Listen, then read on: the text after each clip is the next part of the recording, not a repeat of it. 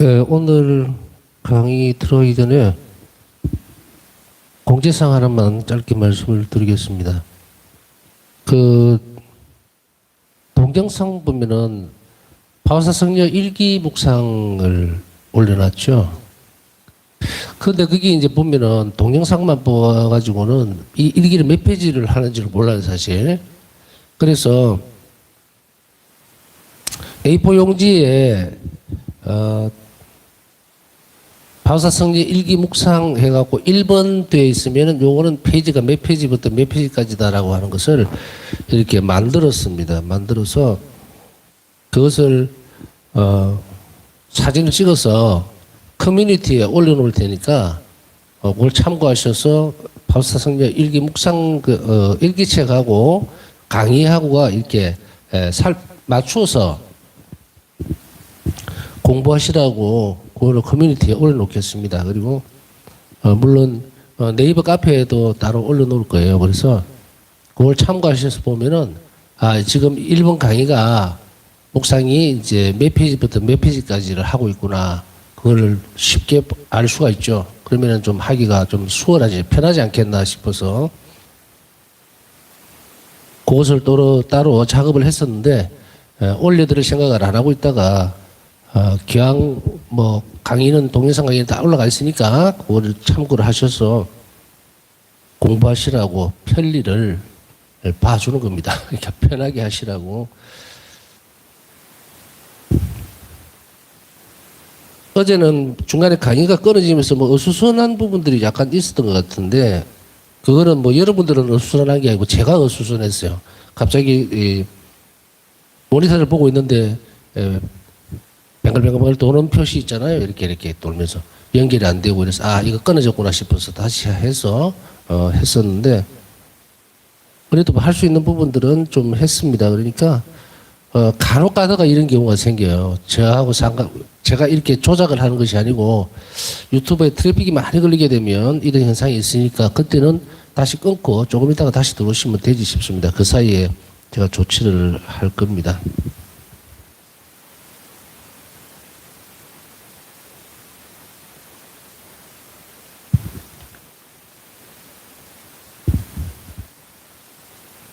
예, 오늘 일기책은요, 일기책 아니고, 자비가 풍성하신 하느님은 몇 페이지냐면은 21페이지, 위에서 한 중간쯤 되는 부분, 그때 여기서부터 할 겁니다.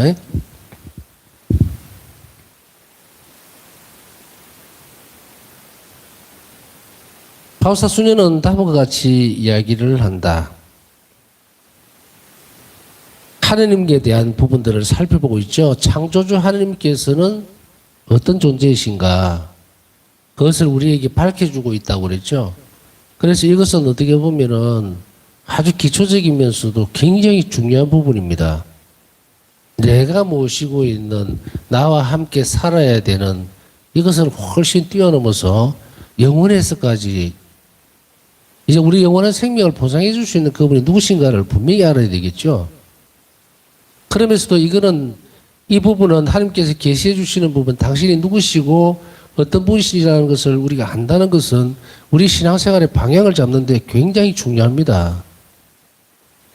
왜냐하면 이 신앙생활 안에서 보면요. 우리 신앙적 태도, 영성생활에서 가장 중요한 부분 중에 하나가 뭐냐면 혹은 이게 잘못되면 착각을 하는 거예요.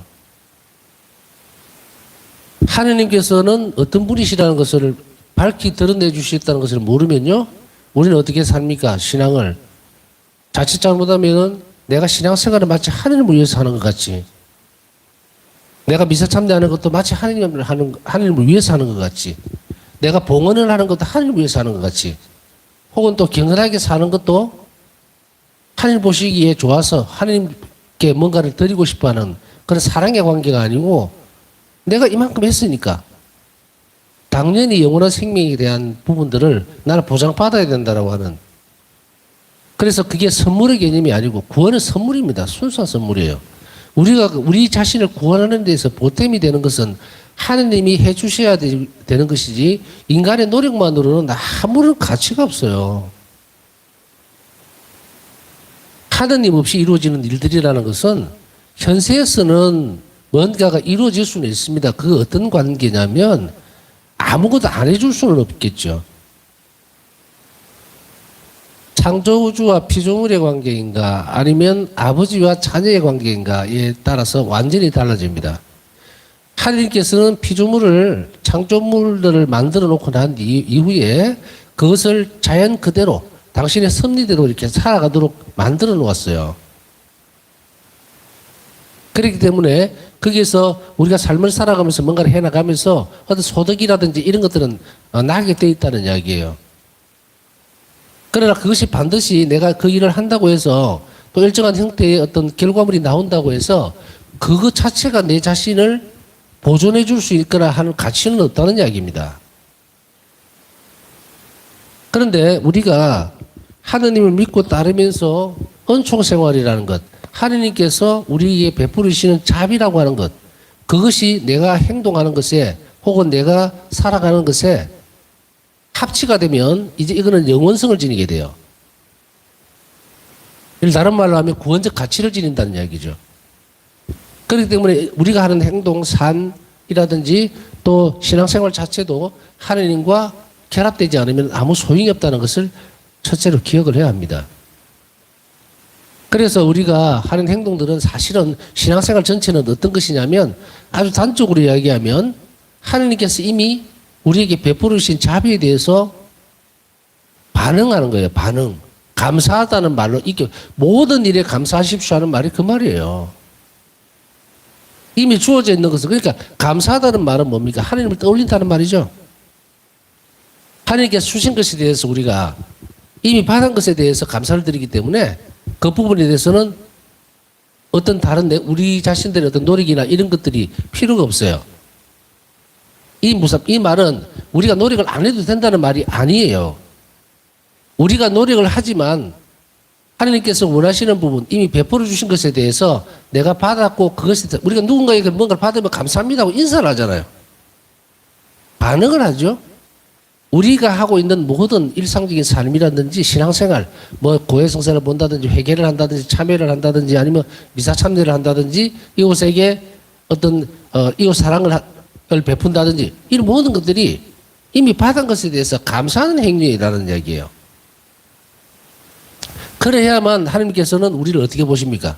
당신 사랑이 헛되지 않았다는 것이 증명되죠. 그죠? 이렇게 증명이 되어지는 것은 우리 신앙생활을 통해서 드러나는 것 그겁니다. 그렇기 때문에 하나님께서는 영광을 받으신다는 말은 그 말이에요. 당신께서 이 세상을 창조하시고 난 뒤에 당신의 성자까지 우리에게 내주셨는데 그 자비에 사람들이 반응을 안 해버리면 어떻게 됩니까? 예수님의 무한한 그 자비를 우리는 입었음에도 불구하고 엉뚱한 짓을 하죠. 들고 와서 나는 이만큼 묵주기도를 이만큼 바쳤어요. 나는 십자가를 이만큼 했습니다. 나는 헌금을 이만큼 했습니다. 나는 성령 걸리기 먹음을 이만큼 냈습니다. 그러니 이걸 보고 구원해 주십시오. 라고 마지막 때 예수님께 하나님께 그렇게 할 겁니까? 심판 때에? 아무 소용없어요. 그러면 예수님은 어떤 말을 우리에게 하실까? 하나님은 심판 때 그러겠죠. 그거 네 거냐? 내가 허락해 주지 않았으면 너 그거 아무것도 없었어. 그런데 마치 너는 네가 한 것 같이 그렇게 자랑을 하는구나. 이 못된 종아 이러겠죠. 복음에서 이미 다 나온 이야기들이에요. 그럼 상기시키는 거예요. 계속. 그러면 우리는 겸손이라든지 이런 아주 뿌리 깊은 겸손이라고 하는 것은 뭡니까? 참여의 행위에서 나오는 거예요. 그리고 이 겸손은 뭐죠? 하나님 선하심에 대해서 의탁하는 태도예요. 그때 겸손이. 하나님께서 우리를 사랑으로 돌보고 계시고 자비롭게 돌보고 계신다는 뿌리 깊은 신념에서 나오는 그것에 그래서 순명 모든 일들은 다 좋은 것입니다. 하나님께서 나에게 주시는 것은 왜? 하나님은 아버지시기 때문입니다. 라고 고백해낼 때에 하나님이 영광을 받으시는 거죠. 악은 그렇지 않도록 하기 위해서 막 깎아내립니다. 예? 깎아내려요. 그래서 십자가상의 죽음에 이르기까지 예수님께서 걸어가시는 그 길에서도 마귀는 어떻게 합니까? 계속 방해를 하죠. 봐라. 네가 그렇게 사람들을 사랑한다고 그렇게 실컷 사랑해 놓았더니 결국 이 꼴이 뭐냐? 돌 던지고 침 뱉고 못 받고 채찍질하고 그런데도 너 사람을 사랑하냐?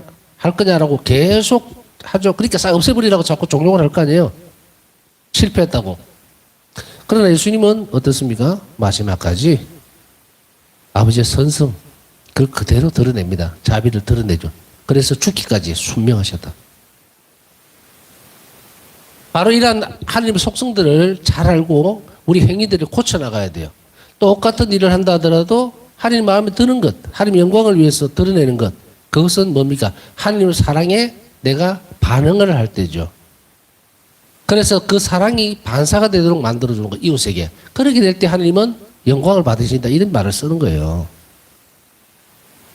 하나님을 영광스럽게 한다는 것은 바로 하나님께서 주신 사랑을 우리는 헛되이 쓰지 않고 너무도 감사하게 받아들이고 인정해야 되고, 그리고 이웃에게 전달해 줄 때 그때 하나님은 영광을 받으시고 하나님 뜻은 내 안에서 이루어지는 거예요. 이 말을 전에 뭐라고 자꾸 계속해서 반복해서 말씀드렸습니까? 하나님을 존재하게 만들어야 된다. 그래야 이 세상이 변해요. 만약 이 세상이 악으로 넘쳐나고 괴로운 이유는 뭡니까? 하나님께서 이 땅으로 존재하시지 못하는 거예요. 이것은 뭐 한번 2000년 전에 예수님께서 오셨기 때문에 이제 마음대로 그냥 하나님은 내 거다 하고 이 세상 전체를 다 당신 영광으로 다 감싸버리는, 그렇지는 못해요. 왜냐하면 마지막 심판이 남아있기 때문에. 그때까지는 뭐로 얘기합니까? 믿음의 생활을 하라는 거예요. 그 믿음의 생활에서 이제 우리는 뭘로 넘어가야 됩니까? 그 믿음의 생활이 한층 더 깊어집니다. 이제 자비의 생활로 넘어가야 되겠죠. 믿음의 생활은 바로 믿음 자체만으로 살아가는 것이라고 하지만 그 믿음이 사랑을 전제로 하고 있습니다. 그러나 우리는 대신덕에서 보면 하나님께 대한 향하는 덕이 갈라져 있죠. 뭡니까? 신덕, 망덕, 애덕 갈라져 있잖아요. 근데 믿음만으로 산다는 그 부분에 있어서 그것만 갖고는 되어지는 것이 아니죠. 신망의 삼덕이 동시에 똑같이 형성돼서 같이 자라나야 돼요. 이 상황이죠. 예수님께서 오실 때까지 이 일이 계속되어져야 되는데, 그러면 우리는 이제 하나님을 더 많이 알수록 이제 믿음의 생활 안에서 사랑이 발출되어서 드러난 자비, 우리 앞에 드러난 그 자비의 생활로 넘어가야 되겠죠. 그러려면은 지금 우리가 보고 있듯이 하나님에 대해서 잘 알아야 한다. 저는 이렇게 이제 이 자비가 풍성하신 하나님을 건드린다는 표현을 쓸게요. 왜냐하면 여러분의 양심을 건드릴 수도 있고 여러분의 신앙생활을 흔들흔들하니 흔들어버릴 수도 있어요.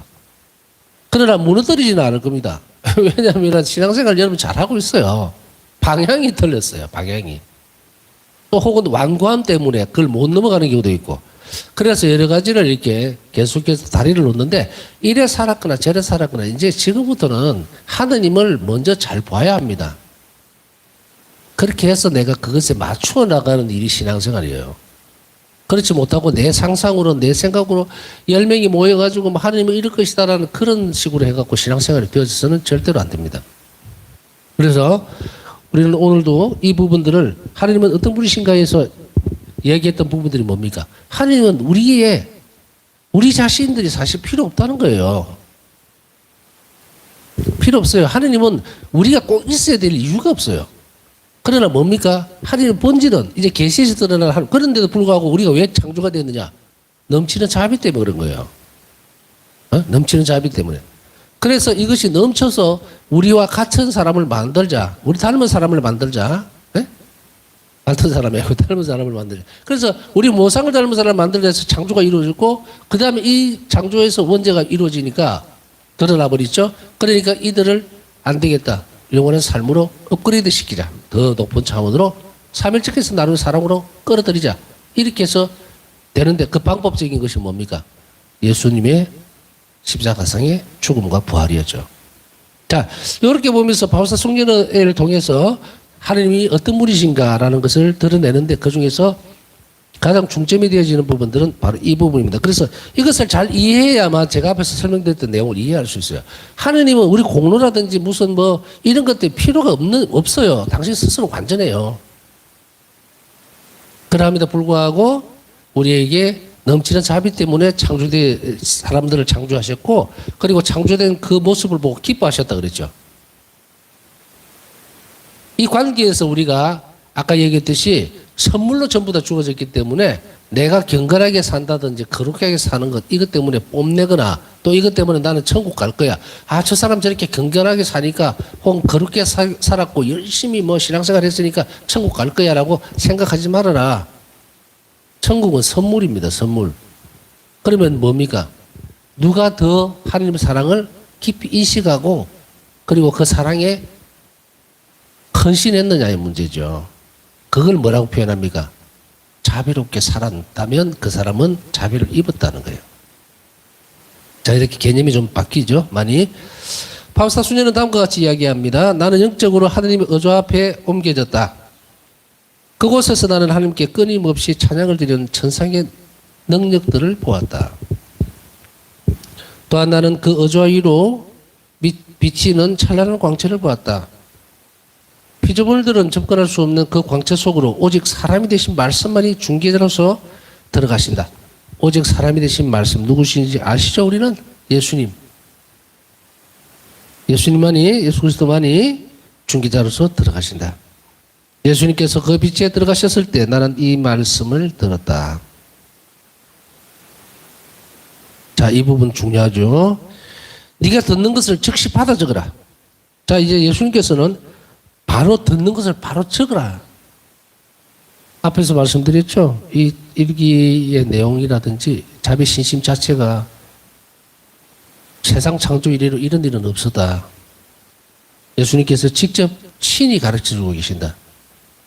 이것은 우리에게 어떤 것보다 먼저 선택하라는 이야기입니다. 다른 말은 앞에서 많이 설명을 했기 때문에 왜 이 부분을 선택해야 되는지 이제는 확실하게 드러나게 됩니다. 네가 듣는 것을 즉시 받아 적어라. 나는 내 본질에 있어서 주임으로 주인이다 이 말이에요. 내 본질에 있어서 주다. 내가 내다 이 말이에요. 누구에게 속해 있거나 이런 게 아니죠. 주인이라는 단어 자체가 지시를 받는 일도 없고 필요한 것도 없다. 내가 피조물들을 존재하도록 부르는 것은 내 자비로운 마음이 바라기 때문이다. 일기 85. 우리가 존재하도록 만들어진 것은요. 그냥 자비로운 마음이 바라기 때문에 앞에서 설명드렸죠. 자비가 넘쳐서 우리에게 사랑이 넘쳐서 자비로 드러난 거예요. 그러니 우리 존재 자체가 너무도 귀합니다. 너무너무 귀해요. 그래서 이 본질이 뭔가 어디에서 내가 창조됐는지를 숙고하고 깊이 있게 들어가는 것이 너무도 중요합니다. 바울사 성령에게도 네 존재의 깊이에 대해서 네 존재에 대해서 깊이 있게 숙고하라 그랬죠. 숙고하라는 말 알아들으시죠? 우리가 자비가 풍성하신 하나님 이 계시되어져 있는 이 하느님의 모습 또 나를 어떻게 창조하셨구나라는 것을 그리고 내 아버지는 어떤 분이시라는 걸 알게 될 때에 얼마나 어마어마한 넘치는 사랑에서 내가 창조됐다는 것을 깊이 숙고해라. 깊이 숙고해라는 말은 그런가 보다 하고 머리로 이해하라는 것이 아니죠. 우리 자신들이 어려움이나 힘든 상황이 있을 때 혹은 우리 자신의 존재 자체에 대해서 의문이 들 때 우리는 이 하나님에게서 창조됐다는 예를 들어서 충돌이 일어날 수 있어요. 자, 하나님께서는 넘치는 사랑으로 나를 창조하셨다 그러는데 나는 왜 이렇지? 나는 왜 이렇게 불행하고 나는 너무 힘든 것 같고 몸도 허약하고 돈도 없고 백도 없고 배우지도 못했고 내 삶이 왜 이렇게 비참하지? 이거 뭐 안 맞잖아. 이러대. 안 맞아서 안 맞는 겁니까? 하느님을 몰랐죠? 하느님 없이 살았죠? 내 본질이 뭔지를 몰랐죠? 이제 내 마음대로 살아버렸잖아요. 내 마음대로. 하느님께서 자비로 창조를 하셨으니 이미 사랑은 넘치도록 받은 거예요. 내 존재 자체가. 그러면 사랑화돼야 돼요. 바울 사도도 계속해서 강조하죠. 인간의 본질은 사랑에서 나왔다. 그러면 우리는 사랑으로 살아야 합니다. 사랑으로. 넘치는 사랑으로. 근데 이 넘치는 사랑이라는 게 요즘 봐보면 막 아주 그냥 퇴색된 사랑 개념이 너무 뭐 엉망진창인데 그거 다 필요 없고 그 사랑으로 살아가는 게 아니에요. 신적 사랑으로 살아가는 거죠. 신적 사랑의 근간은 뭡니까? 이웃을 위해서 사는 거예요. 그런데 이웃을 향해서 살 때 어떤 것까지 요구를 합니까? 내가 너희를 사랑한 것 같이 너희도 서로 사랑하여라. 이거예요. 이게 본질적으로 내가 사랑 안으로 들어가는 길입니다. 이 외에는 방법이 없어요. 내가 들쭉날쭉하면서 마음대로 살아버리면 하나님이 넘치는 사랑을 받고 창조된 우리 자신들을 어떻게 합니까? 전부 분열시키거나 스스로가 불행하게 되겠죠. 그 누구 탓입니까? 본인 탓이에요. 이제 우리는 제자리로 찾아가야 되겠죠. 내 삶이 불편하거나 고통스럽거나 힘들 때는 죽게 살기로 가야 돼, 이쪽으로. 이제 내가 누군지를 알았잖아. 일전에 한번 그런 그 비유를 한번 말씀을 드린 적이 있는데, 비유라기보다는 사실이죠. 외국에서 입양대에서 살고 있던 그 사람들이, 입양자들이 단체로 이제 한국으로 와서 우리나라의 전통이라든지 여러 가지 배우면서 동시에 혹시나 자기 부모들을 찾을 수 있을까 하는 그런 프로그램도 있었고 실제로 그런 일들도 많이 있게 되죠. 근데 그들에게 인터뷰를 할 때 보면 어떤 사람은 외국에서 참 성공해가지고 부모님, 양부모님 잘 만나가지고 변호사도 되고 아주 그냥 회사 CEO도 있고 이런데 그러면 잘 살 거 아니야. 자기 부인도 있고 자녀들도 여럿 있고 이런데도 불구하고 왜 한국으로 왔을까? 라고 했을 때 이 사람들이 이런 대답을 하죠. 내가 어디서 왔는지 알고 싶어서. 내 뿌리가 무엇인지를 알고 싶어서. 그래서 이제 한국에 오니까 이 사람들이 바뀌는 거예요. 이제 동질성. 이 말은 뭐냐. 나와 같은 사람이 여기 있구나. 나하고 같은 생각들, 같은 사고방식. 아무리 외국에서 오래 살았어도요. 사고방식은 존재에서 드러나는 것은 안 바뀝니다. 된장 먹고 자란 사람은 그렇게 살아야 돼요. 외국에서 아무리 태어나고 그렇게 해도. 이거거든요. 근데 자기 존재를 알려고 왔잖아요. 자, 여기까지 설명하면 무슨 말을 하는지 아시겠죠? 우리 존재의 뿌리를 안다는 것은 바로 이만큼 중요하고 외적으로 드러나는 부분들에서 잘못된 것을 교정하거나 고쳐나갈 수가 있어요. 그래서 우리는 공부를 하는 겁니다. 우리는 사람으로 태어났고 내 삶이 힘들다면 이제 이 길을 걸어가면서 내 본질, 하나님께서 창조된 그 모습대로 살아가야 되는데 하나님께서 나를 어떻게 이끌어 가시는지 우리는 고백해내야 되고 받아들여야 됩니다. 오 하느님, 모든 것에 펼쳐진 당신의 자비는 얼마나 크시옵니까? 주님은 인간을 위해 이 모든 일을 하셨습니다. 모든 것에 펼쳐진 주님의 자비.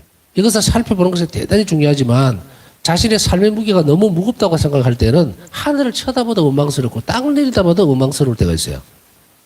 잘못된 겁니다. 반대로 우리 가운데 이런 사람이 있다면 즉시 성취 앞에 가야 돼요. 영혼이 어두워져 있는 거예요. 본질에서 너무 멀어졌다. 아버지 집에서 너무 멀리 와버린 거예요. 그 말은 다시 이야기하면 하나님 없이 내 마음대로 살아버렸다는 거예요. 어떤 일을 걱정하든 그 결정을 하든지 뭘 먹든지 생각을 하든지 선택을 하든지 전부 내 혼자인 거예요. 내가 벌려놓은 일이야. 수습이 안 되죠. 이게 고통스럽고 힘들죠. 그때는 당자가 아버지께 돌아와서 무슨 말을 합니까? 아버지, 제가 하늘과 아버지께 죄를 지었습니다. 그 죄를 지었다는 게 뭡니까? 방탕한 생활 자체가 만도 죄지만 아버지를 떠나와 버린 것 자체가 죄예요. 그죠? 떠나온 것 자체가 그곳에서 나왔는데 그곳을 버리고 떠나버린 것. 이게 죄예요. 죄 시작입니다. 그러니 어떻게 해야 됩니까? 이 사람들은. 이런 처지에 놓여 있다면 적시로 하루고 이틀이고 사흘이고 일주일이고 1년이고 하느님 앞에 와 있어야 합니다. 그래야 정리가 돼요. 떠난 시간과 예수님 앞에 있어야 되는 시간들 구별할 때 그때 하느님은 은총을 우리에게 다시금 돌려주기 시작합니다. 그렇지 않으면 우리 못 삽니다. 괜히 들어 누워가지고 나는 불행한 사람이 하고 그 불행 자체가 우리가 선택한 것일 수도 있지만 그러나 그렇다고 비난할 수는 없잖아요. 길을 가르쳐 줘야지. 그때는 방법은 딱 한 가지 이거밖에 없다는 것을 명심하셔야 됩니다. 근데 그래도 돌아가려면 아버지를 잘 인식해야 되잖아요. 아버지가 두려운 존재인지 아니면 막 가면 때릴 건지 아니면 꿀 한 잔 올 건지 그 두려움이 있으면 안 돼요. 그래서 지금 이렇게 자꾸 봐야 됩니다. 그리고 받아들여야 돼요. 아버지는 이런 분이구나. 당신은 인간을 얼마나 사랑하셨습니까? 당신의 사랑은 그들을 위하여 이렇게 적극적이십니다. 제 창조주 저희 주님이시여 저는 모든 곳에서 당신 손길의 흔적과 당신의 자비를 봅니다. 이 연습입니다. 당신의 손길과 흔적을 본다는 것은 바로 세상 안에서 들여다보는 거예요. 어두운 측면도 있지만 그러나 피어있는 꽃들, 지는 낙엽을 보면서도 이 하나님의 섭리와 순리에 따라서 떨어지지만 죽은 것이 아니고 걸음이 되어서 내년에 또다시 새로운 잎이 나겠구나. 하나님의 섭리, 하나님의 자비. 이것이 없으면은 이 또한 그냥 흙으로 돌아가려고 아무 의미 없는 낙엽이 흙이 돼서 아무 의미가 없어질 수 있는 상황이었지만 하나님의 자비는 뭐로 합니까? 그것을 걸음화시키고 새 잎이 나오도록 만들죠. 새 생명의 밑거름으로 쓰시죠. 그런 하나님의 자비를 끊임없이 찾고 느끼도록 해야 합니다. 그것은 모든 피조물을 감싸 안습니다. 지각한 동력으로 가득하신 저희 창조주시여 저는 모든 피조물과 생명 없는 만물을 대신하여 당신께 흠송을 드립니다. 저는 당신의 자비에 영광을 드리도록 온 우주를 부릅니다. 당신의 선하심은 얼마나 크십니까? 하느님. 일기 1749번. 자비에 영광을 드리도록 온 우주를 부릅니다. 자비에 영광을 드릴 수 있도록 돌 하나, 물, 생명 없죠, 그죠? 물도 그렇고 돌도. 그러나 존재하는 거예요. 그 존재하는 것은 뭡니까? 누군가 그걸 만들어 놨다는 얘기인데 하나님은 자비시고 자비로 창조됐으면 그것 또한 하나님의 자비를 우리에게 가르쳐 주고 있는 존재 자체만으로도 하나님께 영광을 드리는 거예요. 작품이죠. 그 중에서도 인간은 가장 고귀한 당신의 작품이라는 것을 우리는 한 번 더 살펴보고요. 이제 자연적인 부분들, 자연에서 드러나는 우주 창조에서의 하나님의 자비를 살펴봤고 이제 인간 창조에서의 하나님의 자비로 넘어갑니다. 하나님께서 말씀하셨다. 우리와 비슷하게 우리 모습으로 사람을 만들자. 창세기 1장 26절. 우리와 비슷하게 우리 모습으로 우리 모상을 담도록 이렇게 표현을 하죠. 우리 모상을 닮은 사람을 만들자. 사랑으로 창조하자 이 말이에요. 하느님은 삼일체신 하느님이시죠. 그 안에는 자비가 하느님과 하느님 사이는 자비가 존재하지 않아요. 자비는 사람에게로 향해지는 거예요. 그러면은 이 원천은 뭡니까? 삼일체신 하느님은 그냥 사랑입니다. 사랑이 원천이에요. 그렇기 때문에 우리와 비슷하게라는 이 말은 또 우리 혹은 우리 모습을 닮은 이 말은 어떤 형상적인 부분들 그것들라고 할 수도 있겠지만 그것보다 더 근본적으로 보면 뭡니까? 사랑으로 창조하자 이 말이에요. 그래서 우리가 사랑으로 창조된 거예요. 모상을 닮았다는 것은 이 영혼은 바로 사랑 덩어리입니다.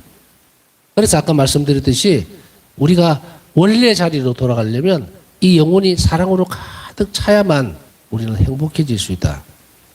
그리고 이것이 바로 영원한 생명으로 가게 된다. 이렇게 얘기를 했습니다. 그래서 우리 성사생활이라든지 이런 모든 것들은 뭡니까? 영혼을 양육하는 거예요. 이 땅에서 살아갈 동안은 우리의 육체적인 물질적인 부분들에서 우리를 양육을 하지만 영적인 부분에 있어서는 영혼을 키워나갑니다. 하느님의 자비로 이루어진 더 명백한 사건은 당신의 모습대로 당신을 닮은 인간을 창조하신 거잖아요. 자비로 이루어진 명백한 사건이죠. 사람을 창조했다는 것은 어마어마한 일이에요. 당신 자비가 정말 큰 사건을 만들었는데 그게 아담과 하와입니다. 사람이에요. 동식물만 만들고 해서 끝났으면 되는데 그보다도 더 완벽한 작품, 당신을 닮은 존재를 창조하게끔 자비는 흘러 넘쳤습니다. 그래서 사람이 창조가 되었다. 인간은 흙의 면지에서 왔다. 창세기 2장 7절. 아담이라는 이름은 진흙의 인간이라는 뜻을 지닙니다. 인간은 영혼이라는 영적 요소를 가지고 있으며 이는 바로 하나님의 모습입니다. 앞에 설명드렸죠. 우리의 모습을 닮은, 우리 모상을 닮은 이것은 바로 영적인 존재이기 때문이에요. 그래서 이 세상에서 영혼을 가지고 있는 존재는 사람밖에 없죠. 가끔씩 가다 보면은 사람들이 착각을 해가지고 무슨 뭐 동물들에게도 영혼이 있고 어쩌고저쩌고 없습니다. 혼은요, 세 가지가 있어요. 생혼과 각혼과 영혼이 있습니다. 생혼은 뭡니까? 생혼은 식물들. 살아있다 이 말이에요. 살아있는 건 다 생혼. 그 다음 각혼은 뭡니까? 통증을 느끼죠. 네? 예를 들어서 동물들을 학대하거나 때리면 막 고통스러워서 막 소리를 지르고 하죠. 통증을 느낀단 말이에요. 근데 이게 이제 이 부분에 있어서 너무 깊이 들어가면서 사람들은 뭐 보면 식물도 통증을 느낀다 어쩌고 저쩌고 하는데 다 무시하고 생혼, 살아있는 모든 식물들은 생혼을 가지고 있는 것이고 구별을 짓는 겁니다. 각혼은 뭡니까? 통증을 느끼는 거예요. 그 다음에 영혼, 영적 요소를 가지고 있을 때 이것은 이성과 지성이라는 것도 가지고 있죠. 사람은. 그러나 그 중에서 가장 중요한 인간을 본질적으로 규정하고 있는 것은 영혼 때문이다. 영적 요소예요. 그래서 뭐 사람들이 뭐 진화론에서 보면은 이렇쿵 저렇쿵 뭐 원숭이에서 나온 니 말이 온갖 소리를 다 했었는데 엉뚱한 소리예요. 하느님 신적 존재에 대해서 제사를 드리고 그리고 영원한 생명을 갈구하는 존재 그것은 사람밖에 없습니다. 원숭이는 지금까지 제사 지내는 법이 없어요. 그죠? 동물원에 가서 원숭이가 오 하느님하고 하는 거 봤어요? 없잖아. 자, 여기까지 보면은 바로 인간이 이 영혼을 지니고 있는 존재라는 것을 우리는 인식을 해야 합니다. 많은 신앙인들이 그냥 영혼 이러니까 그냥 남의 얘기하듯이 이러는데 우리 각자 한 명 한 명이 모두가 영혼입니다. 하나님 모습을 닮았어요. 그러면은 이제 이 부분, 난 내 영혼은 어디에 있을까? 나 영혼은 건강한가? 내 영혼은 하나님을 찬미하고 있는가? 내 영혼이 주님을 찬미하며 라는 구절 아시죠? 영혼이 찬미하는 거예요. 내 입으로 찬미하는 게 아닙니다. 기도도 입으로 하는 게 아니고 내 정신으로 하는 게 아니에요. 내 영혼이. 그러면 그리스도인들이 기도할 수 있는 요소가 뭡니까? 그리스도인들이 기도할 수 있는 것은 영혼이 있기 때문에. 그래 모든 사람들 영혼 다 있죠. 그래서 그 사람들이 전부 다 기도할 수 있느냐? 아닙니다. 이 영혼이 그리스도인들이 기도할 수 있어요. 뭐 때문인가? 성체성사를 잘 생각해 보면 알죠. 영성체로 내 안에 주님께서 오셨기 때문에 나는 아버지로서 하나님께 기도할 수 있다. 그리스도인들만이 기도할 수 있는 거예요. 그러니 얼마나 여러분들이 중요한 인물들입니까? 얼마나 가치 있는 사람들이. 그런 의미에서 오늘 우리는 우리 자신을 창조해 주신 하나님께 감사드리면서 혹여 이 세상을 위해서 잃어버린 영혼들을 위해서 불쌍한 영혼들을 연옥 영혼들을 위해서 기도해야만 하는 그런 귀한 존재인 내가 그 의무나 혹은 원래 우리에게 주어져 있던 그 창조된 목적대로 하지 못하고 있는 것은 아닌지 잘 살펴볼 필요가 있고요. 그랬다면 이제 지금부터라도 다른 사람을 위해서 기도하고 우리 영혼을 위해서 기도할 수 있는 그런 사람이 될 것을 결심하면서 필요한 은총을 청하도록 합시다.